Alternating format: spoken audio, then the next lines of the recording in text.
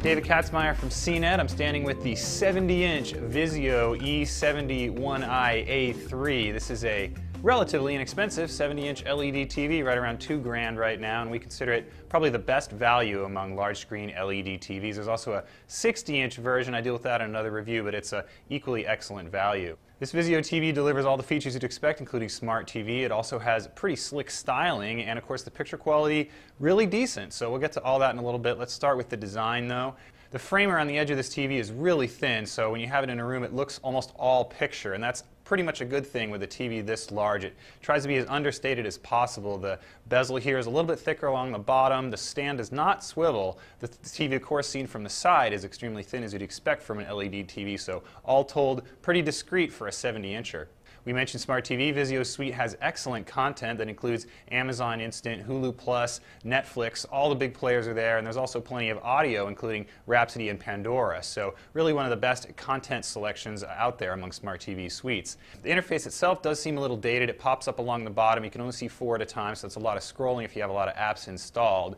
Another nice thing about the Vizio is if you flip the remote over, you get a QWERTY keyboard. That allows you to easily enter searches and other information to the Smart TV, and really eases instead of using those on-screen keyboards found on most other Smart TV suites. The downside of the QWERTY is that you have to keep it aimed straight at the TV because it doesn't use Bluetooth, it uses infrared instead. Around back, there's plenty of inputs. There's 4 HDMI, there's a PC input and a component video input, as well as a pair of USBs, so nothing really missing. Picture settings on the Vizio, not quite as extensive as some of the other TVs out there, although you do get a massive number of picture presets based on sports. The advanced settings only include a 2-point grayscale. There's no gamma or color management system, but on the flip side, the TV is pretty darn accurate out of the box as long as you select the movie picture mode.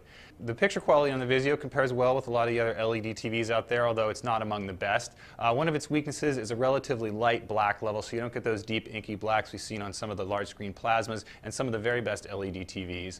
On the flip side, it does have very accurate color, so we really appreciated that. The color does fall apart a little bit in the dark areas, but all told it's really nice. Off-angle performance, again, not a huge benefit to this television. It does wash out significantly when seen from off angles, but of course the larger size does help ameliorate that a little bit if you sit back. TV also has a nice matte screen, so again, with a large screen you like to have matte to kind of get rid of some of those really bright reflections in a room, so all told in a bright room this Vizio will perform very well. Of course you can spend a couple hundred more at 65 and 70 inches to get a lot better picture quality, but if you're fine with the decent picture and you really like the Vizio's styling and Smart TV, it's a superb value. That's a quick look at Vizio's 70-inch E601i A3. I'm David Katzmeyer from CNET.